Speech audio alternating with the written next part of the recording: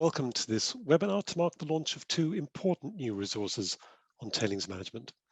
My name is Aidan Davey. I'm the Chief Operating Officer at ICMM, and it's my pleasure to moderate today's panel discussion.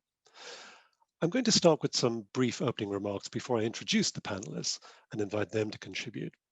There will be some time for Q&A at the end, so I really encourage you to submit questions by clicking on the Q&A icon at the bottom of your screens.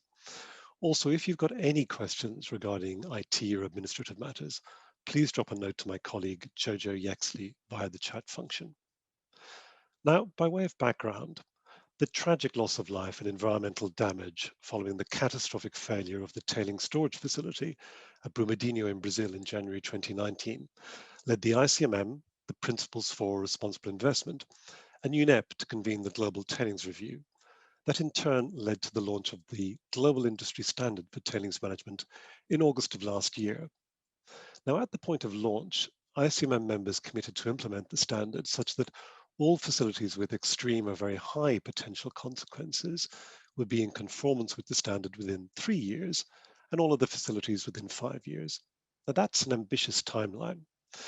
However, the standard primarily focuses on what companies should do to responsibly manage tailings facilities rather than how to do it. Consequently, ICMM has developed two additional resources on tailings management that we are publishing today and that are available to download from our website. Firstly, the Tailings Management Good Practice Guide is intended to support the safe and responsible management of tailings across the global mining industry, with the ultimate goal of eliminating fatalities and catastrophic events. Now, inspired by a call to action from Dr. Norbert Morgenstern, who's one of our panelists today, it offers guidance on good governance and good engineering practices to support continual improvement in the management of tailings facilities to help foster and strengthen a corporate safety culture. Now, the guide is informed by the requirements of the standard and indeed by the commitments in ICMM's 2016 Tailings Governance Framework position statement. It will help operators work through how to integrate these into their own tailings management programs. Now, secondly, we're also launching the Conformance Protocols for the Global Industry Standard on Tailings Management today. Standards are really important for establishing clear expectations of safe and responsible performance. But for any standard to be effective, conformance must periodically be assessed. The conformance protocols will help operators and independent third parties assess implementation of the standards requirements across their portfolios of tailings facilities and ultimately help them demonstrate conformance.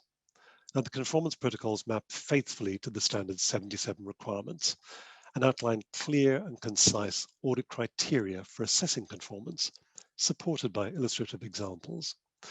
Where appropriate, the conformance protocols refer to related sections of the guide. These two comprehensive resources underscore the sustained commitments of ICMM members to implement the standard in a timely manner and to responsibly manage the 1,100 plus tailings facilities within their portfolios. And we hope that they are broadly adopted and applied by all those who share our commitment. But on that note, let me turn to our deeply knowledgeable and experienced panel. You will have seen their biographies when you registered for this event. But as a reminder, Professor Norbert Morgenstern is a distinguished professor emeritus at the University of Alberta in Canada and is arguably the preeminent international authority in the field of tailings management. In a lecture he delivered in Brazil in 2018 following the Samarco tailings failure, he called on ICMM to develop a tailings management good practice guide and was deeply involved as special advisor throughout its development. Tamara Butler-Jondra is Director of Tailings, Crushed Leach and Water at Freeport-McMoRan, and she chaired the ICMM group which developed the Tailings Management Good Practice Guide and was actively engaged in the development of the Conformance Protocols. Charles Dumaresque is Vice President, Science and Environmental Management at the Mining Association of Canada.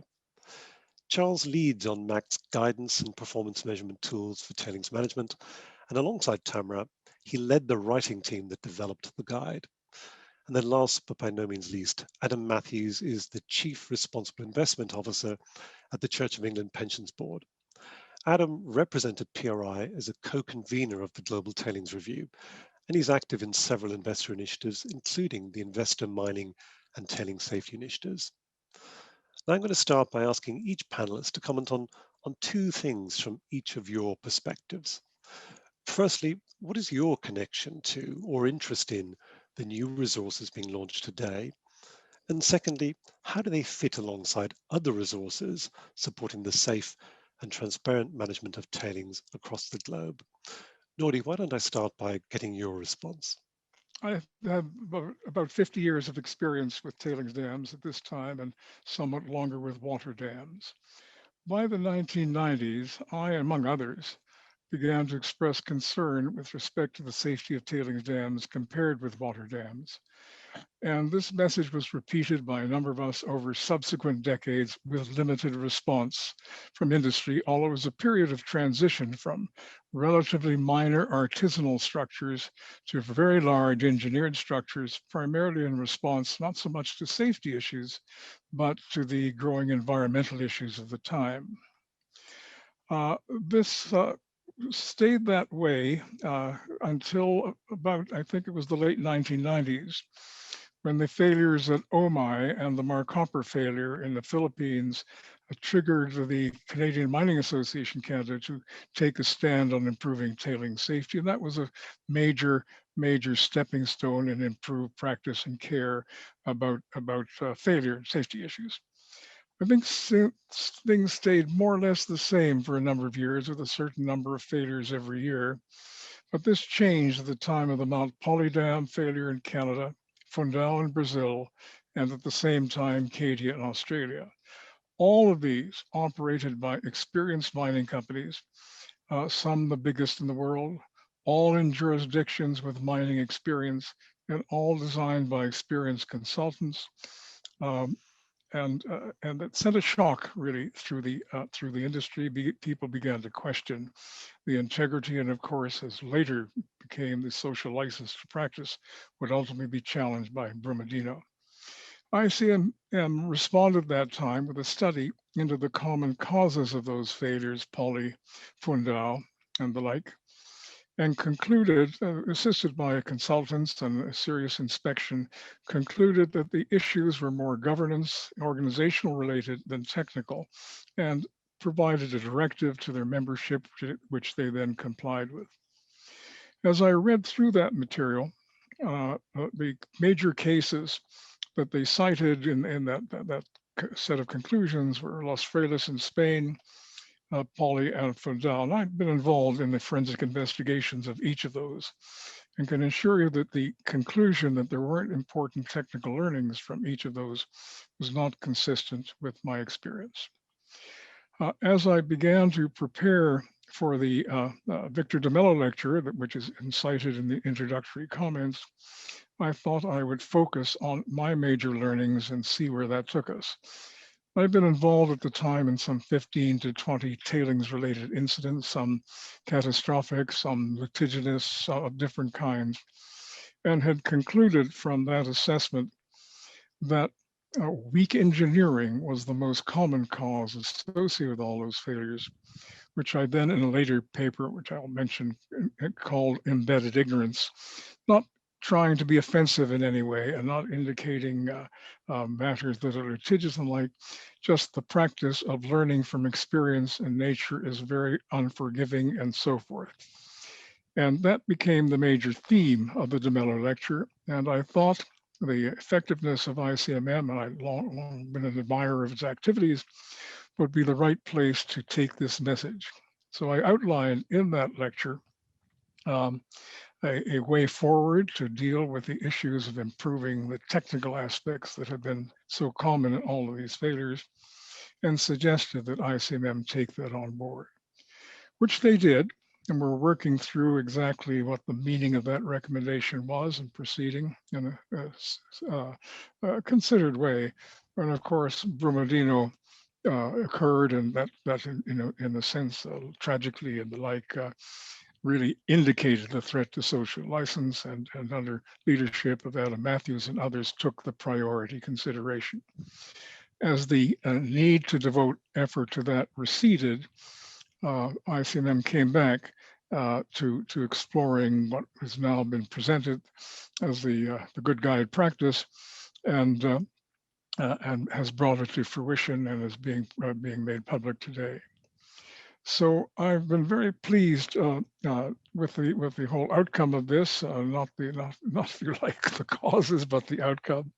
I think that the two documents, the guide and well, three, I guess, the guide, the conformance, the global guide, the conformance documentation, and the good practice guide provide an outstanding basis to feel confident that the industry has turned a corner, understands the issue, and is devoted to providing adequate resources to ensuring dam safety in the future. And I'm very pleased to have been an external advisor to the guide, to the good practice guide. So that's been my history of development. The warnings of the past have now produced very productive guidance for the future, and it's all of us, behooves all of us to encourage its implementation. Thanks, Nordy. We're going to come back to some of that a little bit later on as well, and dig into it a little bit. But Tamara, maybe I could put that same question to you about your connection to or interest in the resources being launched today. I began working with ICMM back in 2015, 2016, and participated in the working group that helped draft the governance framework document. That document, Nordy mentioned that there were some accompanying reports, and that we did focus on governance frameworks back then as being a key thing, that maybe there wasn't information out there in the general pool of resources, that and we felt like that was lacking. But Nordy's right that there was an engineering piece that we still needed to address. And when we received his call to action in 2018 with his DeMello lecture, we got to work and tried to figure out what it was that we were missing, and we really wanted to fulfill the mission that he laid out for us. We had a core group of dedicated engineers that were a subgroup of this tailings working group at ICMM. Really worked countless hours to develop and refine content that we thought would be fit for purpose for the varied audience that we wanted this guide to be able to reach. And it was such a privilege to get the opportunity to spend hours and hours working with Dr. Morgenstern on this resource, and really understanding his vision and incorporating that in the guide that we were producing. And we wanted to be sure that the guide that we were producing also would be aligned with the tailing standards. So while we started this process a couple of years ago, we did want to wait for the standard to come out, digest it, and incorporate, understand it, and have the guide help explain how a company might implement some of those requirements in the standard. So really intended to be a practical guide. The other document that we're releasing today, this Conformance Protocol, is also important because it's going to provide a resource for not just the member companies of ICMM, but all companies who are interested in using it. It's a tool to use for self-assessments against the tailing standard, and it can also be used by third parties for assessment. So really excited about these tools. It's been a long process to get them developed, but that's been my involvement, is through the tailings working group with ICMM. Thanks, Tamara. Charles, same question to you, both about your connection to the resources being launched, but also how they link to some of the other work that you've been involved in and the other resources that are out there. I think as Nordy mentioned, Mac's been involved in tailings management for more than 2 decades now, since we released our first version of our tailings guide back in 1998. From a personal perspective, I've been involved in tailings in various ways, going back to my graduate work in university that started about 30 years ago. And I spent a lot of time dealing with tailings issues as part of my role as a regulator in Canada as well before joining Mac. So long history on various aspects around tailings management, but certainly the work that Mac has been doing going right back to the 1990s has been largely focused on the governance side of things. There was a recognition within Canada that the Canadian Dam Association was already covering off a lot of the aspects around dam safety and has continued to do so, but that there was a gap on the governance side, which is really an important piece of the puzzle from the perspective of the issue of embedded ignorance, as Nordy alluded to. revolving around the preventing potential for human error and just helping to mitigate and manage the human element that goes into all the management of all tailings facilities and all aspects of that management. So that's been really the focus of where MAC has been working over the last couple of decades. I joined MAC in 2015, and since that time, literally from day one on the job with MAC, I've been involved in all the work that MAC has done post Mount Poly in 2014 to update and upgrade the guidance that we have, the technical requirements that we have, and the conformance measurement tools that we have around tailings management. So fast forward to after Nordy released his DeMello lecture in 2018. After that, certainly ICMM and Aidan and his team were in contact with Nordy and trying to figure things out. And MAC was as well, and trying to figure out where what we had already done potentially fitted with what Nordy was proposing in his DeMello lecture. And I think that led to a convergence early in 2019, where I then became involved directly in the work that ICMM was doing. MAC provided some of my time to ICMM, recognizing the importance of this topic, recognizing just how important tailings management is, and how important it is to get it right everywhere. The fact that a tailings facility failure anywhere in the world by any mining company in the world affects us all, and is a tragic and unavoidable event no matter where it occurs.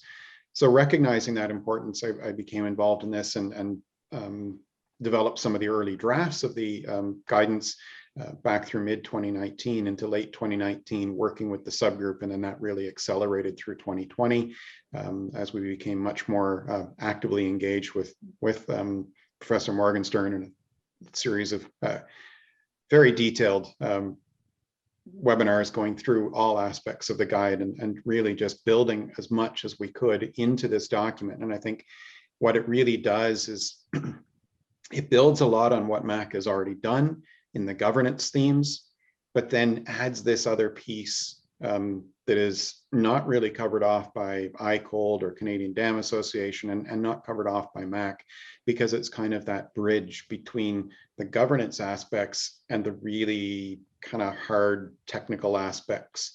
And I think that's the unique role that this guidance document plays, and the place where it most importantly, I think, fits is creating that bridge, while also carrying across in a consistent way themes around governance that are certainly echoed in the global standard, and build upon that work that MAC has been doing for many years. Great, thanks, Charles. And Adam, let me turn to you as someone who's played very much a catalytic as well as a co-convener role in the Global Tailings Review, but has been less connected to these publications. It would be very good to get your take as well. Yeah, I sort of feel slightly that I'm on a panel of experts, and very much bow to their respective knowledge on this, and equally the output of the work, which is hugely important, extremely helpful, and exactly the kind of thing that I think investors are wanting to see in terms of industry sharing good practice, best practice, and practical implementation amongst themselves, and ensuring that that isn't just contained within a small group of companies, but shared as broadly as possible. Obviously, we have a particular interest in the sense since I think investors have been sort of shaken to really understand tailings in a way that I don't think we really did, and the risks that we had within the companies in which we're invested, and the threat to environment and life. And we've come a long way, I think, since Brumadinho, and obviously since Mariana and all the other disasters that Professor Morgenstern referred to. And we're all in a process of very practically putting in the pieces of the jigsaw puzzle so that we have as a comprehensive approach to addressing tailings management as possible. And I see this as another one of those jigsaw pieces being moved into the place by industry. So I really salute the work that's been done. I very much welcome the fact that this has been shared publicly. It's been made open source. I think all of that is hugely important. I'm slightly, the depth of work that's got into it, and the comprehensiveness of this really shows the challenge. And obviously, from our perspective, we now have a global standard. We want to see that global standard evolve. These contributions are hugely important in bringing that to reality.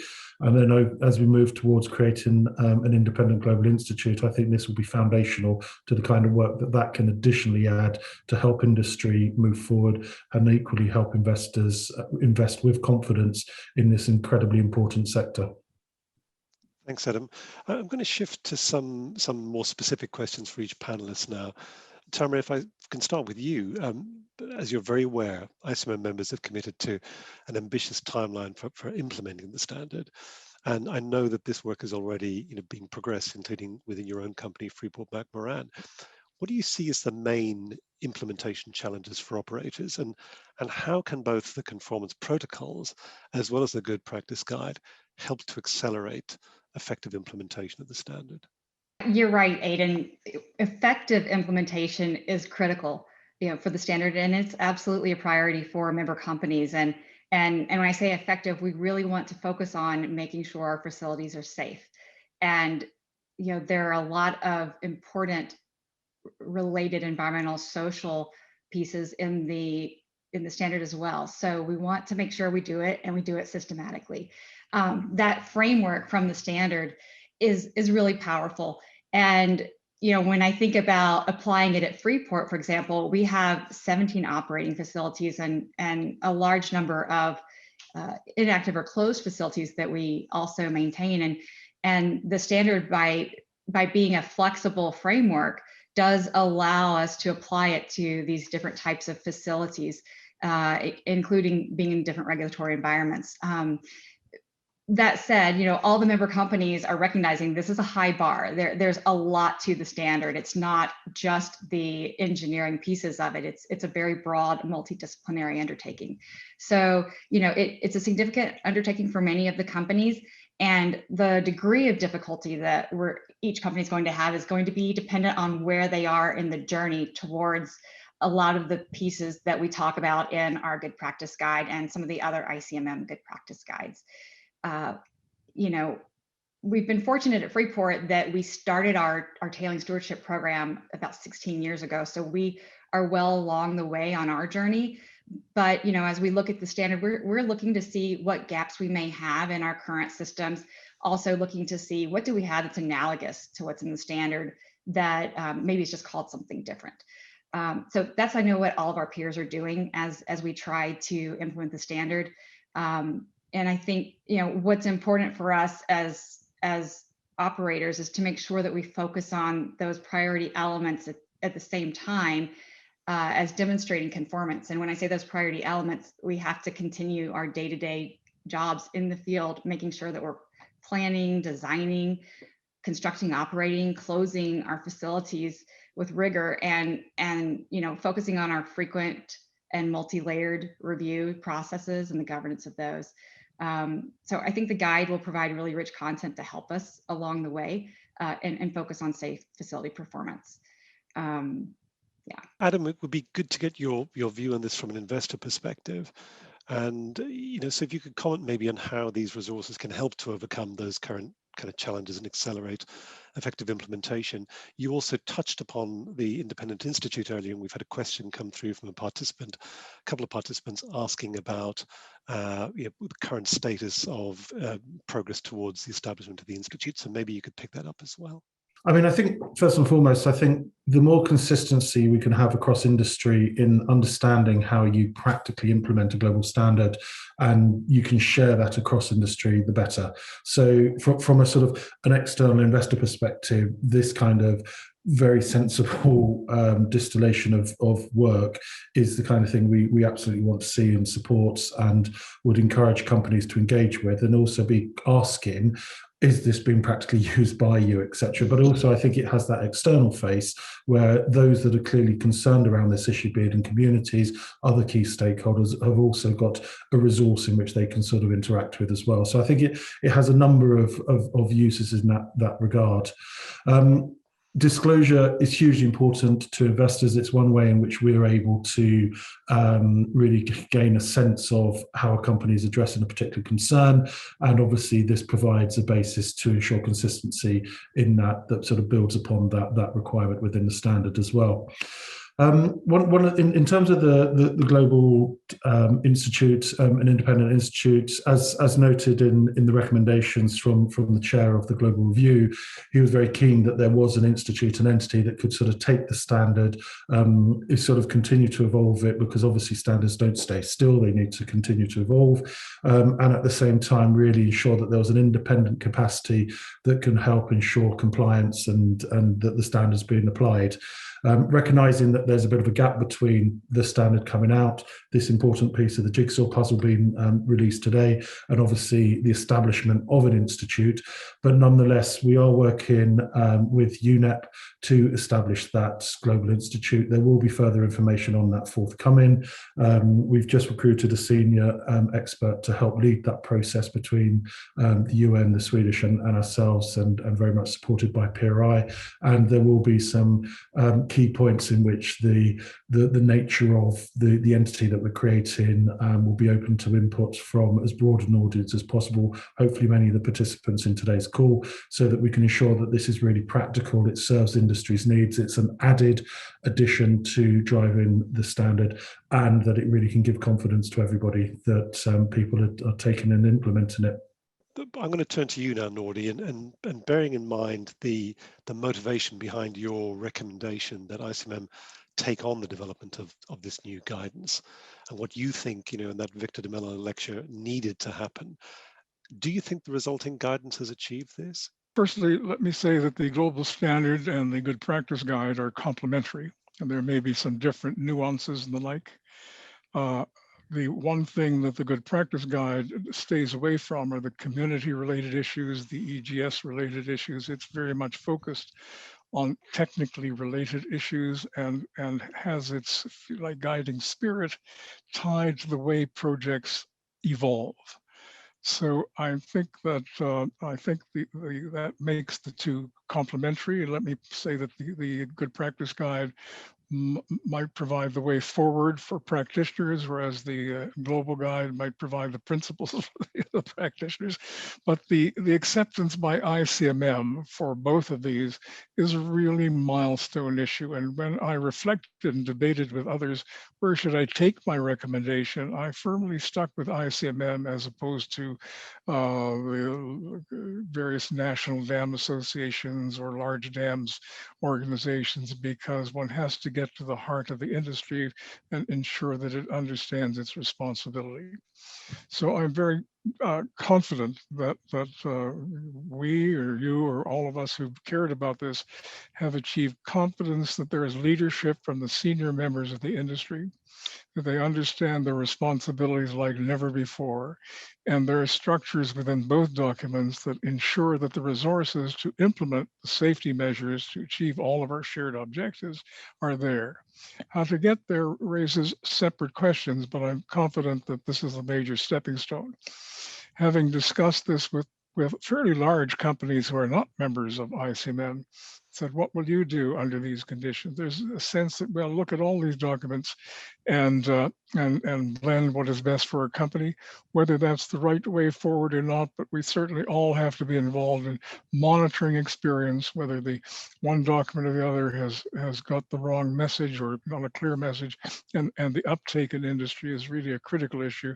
And I assume, Aidan, that you and your organization will be central in that monitoring activity, because we do have the opportunity, at least for the good practice guide, to make revisions, given that it's structured as non-mandatory, so to speak, which gives us a license to make changes with relative ease. So I think there's a period of extraordinarily interesting time to see the uptake and see the implications, and I think we already see it happening in all the emails we're getting. The kind of there's an explosion of research, an explosion of industrial development, an explosion of people dealing with the manpower issues, and so on and so forth. So I think the leadership that Adam and his people have created, and I think the leadership that ICMM have displayed, has already had measurable and very important impacts. There are separate issues tied to achieving full safety that are not necessarily embedded in either, and I might speak to that later on. Charles, we've had some questions coming in about the relationship between the standard, the guide, and other international initiatives like Mac's TSM work or ICOLD or ANCOLD. Be good to hear from you. What's different about this management guidance, but also those points of connection as well? I think there's a sort of the connection with MAC and the work that we've done from a TSM perspective, and then the connection with ICOLD, ANCOLD, CDA. They're two somewhat different beasts in a sense. The alignment and the connection with the work that MAC has done in developing guidance around governance, I think there's very, very good alignment there. And certainly there's two aspects to that. One is the site-specific elements around governance, the implementation of a management systems type of approach, which is so important to provide a structure and a framework within which decisions are made around tailings management. And so important, from my view, to helping to mitigate the human element at the site level. But the other aspect that's consistent in both, and consistent also with the standard, is around the role of corporate level accountability. And that's a very, very important piece, making sure that there is somebody that is taking accountability at the executive level within the company, to have a corporate level perspective and a corporate level champion for responsible tailings management. And then also making sure that the boards of directors have some understanding of tailings and how they're being managed, what the potential risks are to that company, and the resources that are needed to safely and responsibly manage tailings. So I think that governance piece is really, really important, and it's important that it include both of those elements. And that's where there is good consistency between the standard and what the requirements are there, because it includes requirements around corporate level accountability, having a site level responsible tailings facility engineer, implementing tailings management systems, having an engineer, those kinds of things. So good consistency there. I think when we start talking about ANCOLD, ICOLD, CDA, and others, it's a bit different. And that's where I go back to my comment before about the guide, in a sense, almost being a bridge, I think. If you look at the way that the good practice guide is structured, it's divided into three parts. And the first is really high level introductory. And then part two is addressing those governance aspects. And then part three is then kind of providing a roadmap of how you then implement all of those governance concepts throughout all the phases of the life cycle, but then also begins to integrate content that I don't think you really see coming out of ICOLD, ANCOLD, CDA, groups like that. It's not getting into those hard kind of nuts and bolts technical elements. You're not going to find anything in the good practice guide about how you're supposed to calculate a factor of safety or apply it. But you're going to see some conceptual level guidance about what is a factor of safety? What are the limitations? When is it appropriate? When is it maybe not appropriate? What are the various design concepts and philosophies, the overall big picture ways that we can approach the design of a tailings facility and approach how it's operated through its life cycle to be as safe and as responsibly managed as possible. The other piece that comes in strongly in both part two and part three is the consistent theme around managing change. And in particular, a strong emphasis in part three as we get into operating tailings facilities around managing the potential material changes. So if you're looking at a possible extension in the life of a tailings facility, and you're now going to increase it by, say, 25%, 50% beyond its initial design capacity, making sure that you're taking steps to really think through how you're going to manage that change, and don't just slap another couple of raises on your dam and boom, there you've got your increased capacity, but really thinking through what the implications are of increasing that capacity and taking smart, well-informed decisions. So I think that's not inconsistent with ICOLD, ANCOLD, CDA, and others, but it's a different perspective, I think. And I think it's a perspective that I think in some ways was not well enough developed in some of the pre-existing guidance that was out there. And I think that some of those themes and elements that come through in part three of the good practice guide are going to be some really important contributions to good practice if people take that to heart and implement it as intended. We've talked about technical excellence, we've talked about governance. Adam, I guess another critical element here is around transparency and disclosure, and that's an important thread running through the standard. Now, ICMM has been very strongly supportive of greater disclosure and transparency around tailings facilities, including having all our members respond to that landmark disclosure request you put out in early 2019. What are the most important disclosure elements from an investor perspective when it comes to these tailings storage facilities? You very gently put a description of a landmark disclosure request. I'm sure it was an absolute nightmare for most companies to complete. So I recognize it was a big ask in a short time frame, but I think it was reflective of the fact that investors were blind to the issue of tailings dams. We didn't know who had a tailings dam, where it was, to what standards it was operating, and how you were really seeking to manage it. And so as a first run, it was a set of questions that we really needed a complete set of answers, recognizing that it wasn't a perfect set of questions. It was a first attempt to distill an understanding amongst investors in listed companies of what we're handling here, and what the industry is handling here. And obviously things have moved forward now. We've obviously got the standard which codifies expectations in this regard, and we are currently reviewing the disclosure requirement of the standard. We're looking at the lessons from that first disclosure request with a view to being able to update in an effective way that requirement from investors. From our perspective, it really is the indication from a company that this is being taken as seriously as possible. Board level has handle on this, and it has in place the systems to be able to manage something that is a fundamental risk to the company's operations. And so rather than highlighting any aspect of that disclosure request, you're building a picture to be able to profile a company and how effective they are in the governance and management of this very real risk. And that speaks both to the individual company, but also to the sector. And I think when we take a step back, this, as I say at the beginning, is a hugely important sector going through significant change. There's enormous demand on mining to meet the needs of the energy transition to a low carbon future. There's the potential for considerably increased production and waste resulting from that. And so therefore, we need to ensure that we've got in place the best ways of managing and understanding this risk from the investor perspective. And I think one of the important things is this will then enable investors to have confidence that a company and the sector is dealing with this issue properly. I still think we've got some way to go on it. I think the independent institute will play an important role of giving that additional independent verification and confidence.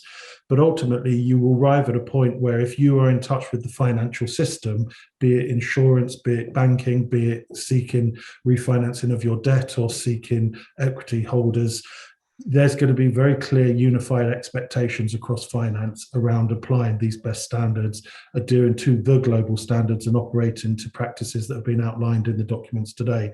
And that will just become ingrained as routine expectation. So I think just acknowledging that, working together with investors on the disclosures to make that meaningfully as practical as possible and helping our understanding will help us in turn play the role we can in supporting the sector meet the demand that's going to be needed to support the low carbon transition. We had another question that came in which talked about engagement with communities, and the importance of meaningful engagement with communities is very much at the heart of the standard and the new resources we're releasing today. Tamara, I guess from your perspective, does it go far enough? From my perspective, I think there is a lot in the standard with regards to community engagement, and the guide gives even more kind of how-to information to member companies about engaging with community. It's absolutely critical for helping to build trust to engage with our communities and make sure that we're providing meaningful information to them. We're definitely learning to provide meaningful information to investors, which are another community. When I think of communities, I think about our closer communities, in our near proximity. And the two groups probably need slightly different sets of information. And, we're committed to providing both of those in the standard, and the guide provides some really good help for that.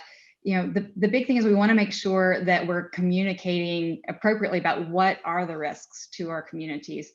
And I think, again, in the guide, we have a lot of input to member companies and other companies about how do we understand our risks, and then making sure that we communicate it in an appropriate manner. And there's also a lot in the standard about emergency preparedness measures, and that's also covered in our guide. So I think there's a lot of material there. And again, everything is about making sure that we do things with fidelity as companies. I think that the effective implementation, though, and communications with communities is only part of the puzzle, and we really need to focus also on our internal company connectivity of our multidisciplinary groups, and making sure that when our community group is going to talk with the community, that we're providing them with meaningful information about our tailings facilities. And likewise, another way that I think that providing meaningful information to our communities, we can do that through making sure, as Charles mentioned, there's a lot about governance in both the standard and the guide, whereby we want to make sure we're providing meaningful information, vertically within our organizations, and that not only is our accountable executive accountable, but they have meaningful information to make decisions upon. So I think there's a lot in the standard and in the guide to, if it's done with fidelity, to ensure the safety of the facilities, and to make sure that we're properly engaging with communities and informing them. Charles, I'm going to turn to you now, and I guess reaching into your past work with Canada's federal regulator. Is there a role here for regulators to help increase uptake and effective implementation of the standard and indeed the conformance protocols? Do we think further work with regulators may be needed in some jurisdictions? I think there's absolutely an important role that regulators can play and should be playing. There's no question that in the broader kind of mix of what it takes to manage tailings safely and responsibly, good, smart regulation is an important part of that. And building, regulators that begin building upon some of the themes that are in the standard, in the good practice guide, in TSM, would be a really valuable step forward. I think part of the challenge from a regulatory perspective is that if you think of how we regulate our roads when we're driving, I mean, there's so many layers to what is required to safely operate a vehicle and prevent collisions on the road. And yet there's the temptation from a regulatory perspective and from an enforcement perspective to emphasize the numbers. Certainly here in Canada, you see signs all over the place that, speed kills, and here's the fines if you're going above a certain amount over the speed limit and things like that on the highways. And yet speed is just one piece of what it takes to prevent collisions when you're behind the wheel. It starts with the licensing, it starts with the training, and it goes from there. And it's very much the same idea with tailings management. There is a temptation, understandably, from a regulatory perspective, to focus on things like factor of safety. I mean, it's called a factor of safety. So if you're meeting it, you must be safe, right? And there's a temptation, and I totally understand that temptation from a regulatory perspective. Explaining to regulators, and then having regulators in turn explain and convince their public, their voters, their citizens, that, well, actually what we really need to be focusing on is governance structures and things like that, and how mining companies make decisions. That's a long conversation. That's a hard conversation, and it's confusing, and it can sound like a bunch of mumbo jumbo, like it. But are they meeting their standard? I think regulators are in a challenging position. And I think there is an example with the province of Alberta here in Canada, where they actually have started to move more towards a governance type approach. And they've integrated a management systems type of approach into what they're doing in terms of regulating some very large tailings facilities within the province of Alberta. So there are regulatory models out there where it can be effective and it can be made to work. But I think that's going to be a challenge for regulators and ultimately for the public to recognize that, in fact, governance is the essential foundation. Governance is the most important piece of this puzzle. And all those other pieces flow from that. So if you're meeting your factor of safety and there's no senior level accountability, and you're not doing the monitoring and the surveillance that's needed to make sure that the factor of safety you had yesterday is still meaningful and valid today, then that number on paper by itself may not mean a whole lot. And I think that's the challenge that regulators face, is understanding with the capacity that they have. I mean, we're all facing a shortage of qualified employees to be able to do this kind of work related to tailings management. Regulators are definitely no exception to that. So getting the competent people that they need to be able to do that, wrap their heads around that, explain that, both to their political leaders, their elected officials, and to their public, that this is the way to do it, I think is probably the greatest challenge around regulatory perspectives on tailings management. Nordy, I don't know if you wanted to come in on this question around regulators. Yes, I do. Charles has summarized the issue very effectively and drawn attention to its significance. Last autumn at the Tailings and Mine Waste Conference in Colorado, I gave a keynote lecture saying, "Tailings dam safety, have we resolved the crisis?" In that lecture, I summarized what I really mean by embedded ignorance, taking, if you like, limitations of my own practice as I grew older, drawing attention to the cases that are embedded in some of the major tailings facilities, because my focus on safety is fundamentally technical. I understand the community issues, but that isn't where I've been engaged. And answering the question, have we resolved the crisis? I came to the conclusion that the existence of the global standard, coupled with the new good practice guide, coupled with the conformance guide, is a remarkable advance in terms of understanding that the industry knows its responsibilities, and the industry will provide the resources, whether it's additional people or do the right kind of engineering and the like, and you can rely on that.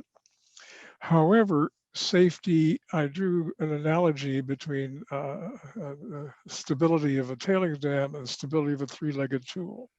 So one-legged tool, I think we can, as we say, take to the bank, and that is the leadership that you and Adam and ICMM and others have provided to get that first fundamental component, because if we don't get that agreed upon, we're not going anywhere.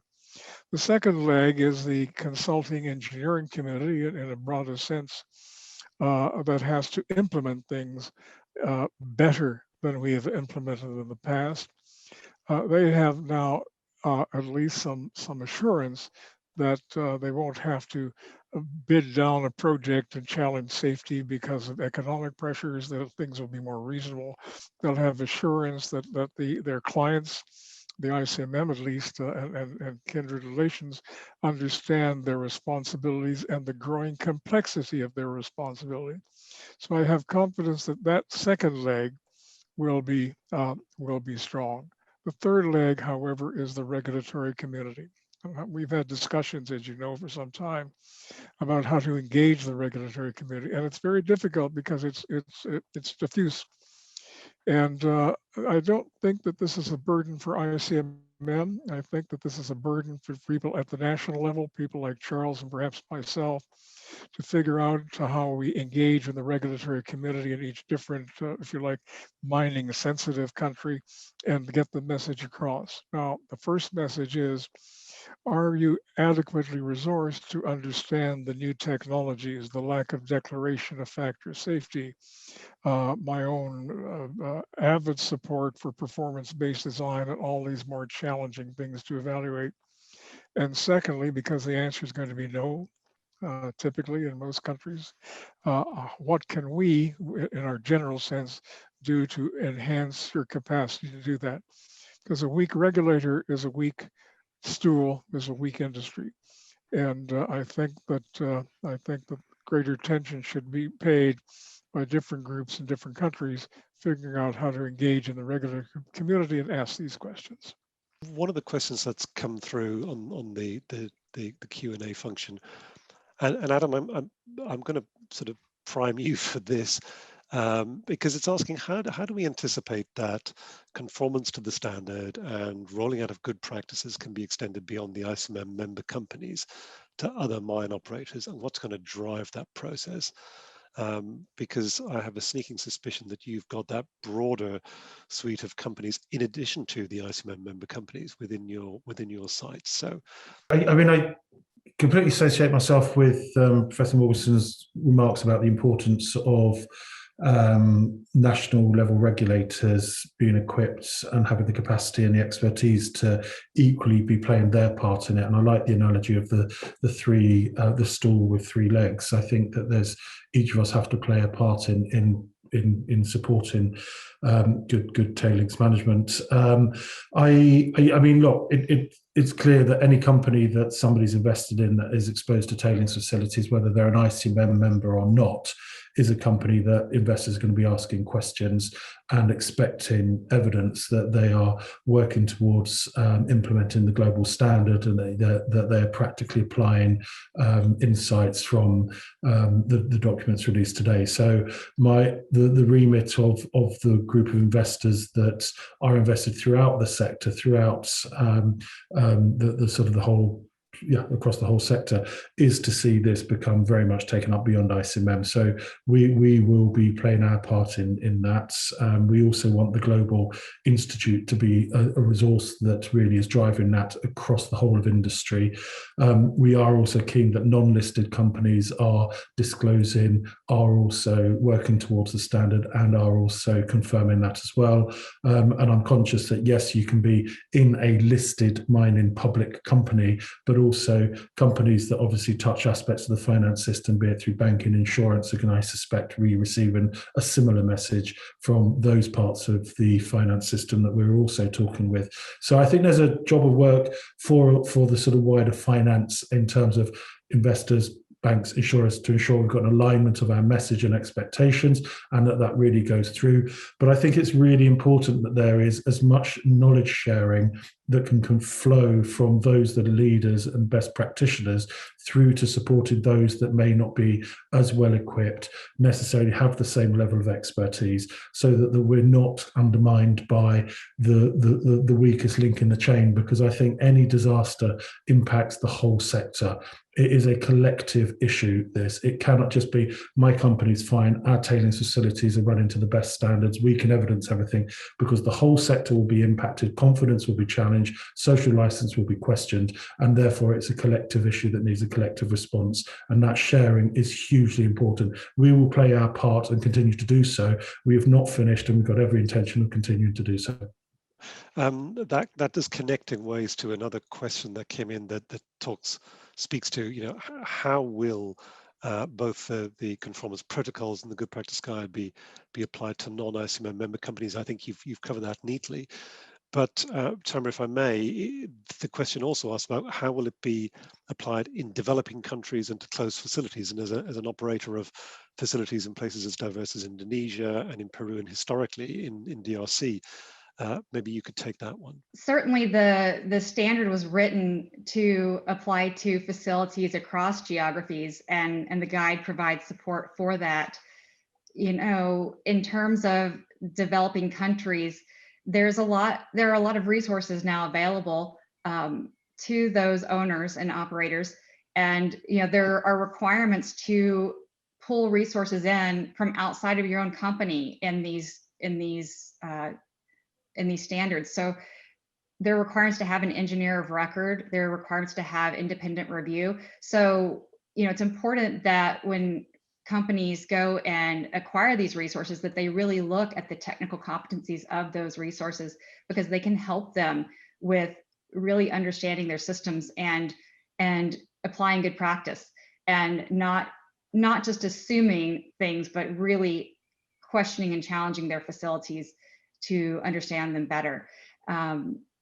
So I think that definitely these tools can be applied. They don't have to be used by ICMM member companies or large companies.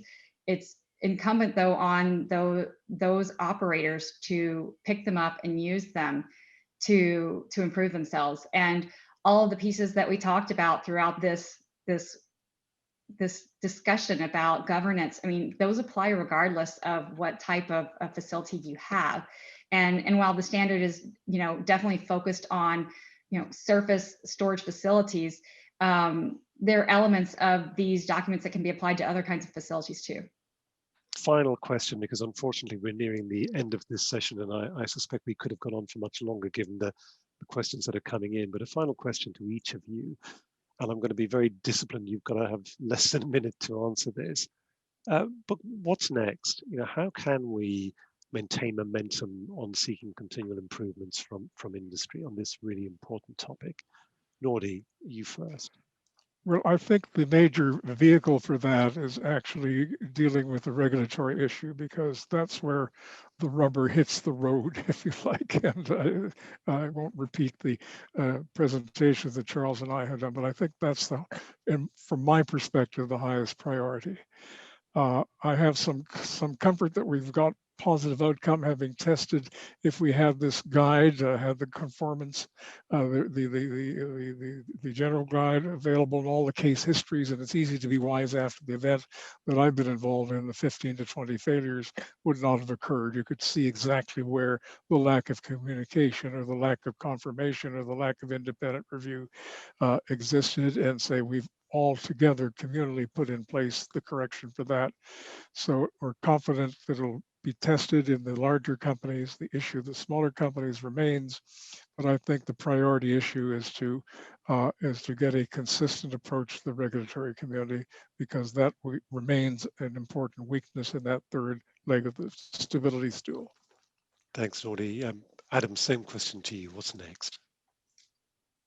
I think ensuring that there's consistency throughout the finance sector in really having the same message. We're in advanced conversations with both the insurance and banking sectors, and including that, and ensuring that there's a global independent institute that can put that next piece of the jigsaw puzzle in place to really have that independence and verification through that, also driving the standard.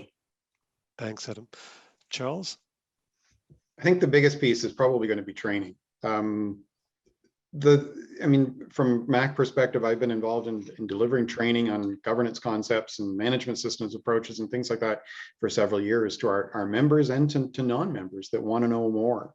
And that's been geared both towards kind of the technical people and also providing training at the corporate level to help people within the corporate office understand where tailings management fits. And I think that level of training is going to be really important going forward. We'll need to figure out how best to deliver that kind of training to a whole range of companies, and certainly not just ICMM members or MAC members or others for whom a lot of these concepts are already familiar. Because I think for a lot of companies out there, a lot of the concepts that are in the standard in particular are going to be new. They're going to be unfamiliar.